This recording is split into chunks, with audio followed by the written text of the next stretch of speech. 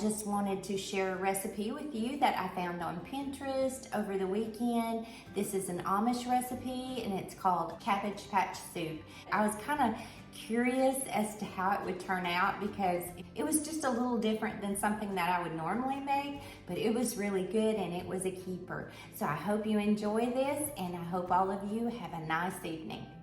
If you're following along, we're going to start with 2 pounds of ground turkey. You can use beef if you'd like, but I am allergic to beef, so I will be using turkey.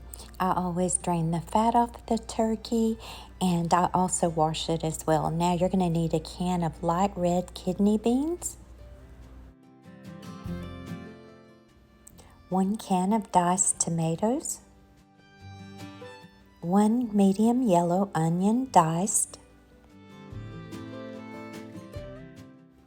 a half a cup of frozen celery, 1 packet of chili seasoning mix, or if you have chili seasoning, you can use 2 tablespoons of chili seasoning instead. Give it a stir. And now we're going to add 4 cups of cubed cabbage,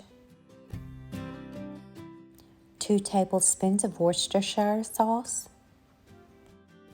Now go ahead and cover this. You're going to put a lid on that pot and we are going to cook this 30 to 45 minutes on medium heat. And voila, this was so scrumptious. Now the only thing missing is some good old fried cornbread. Be sure to go back and check out that recipe as well.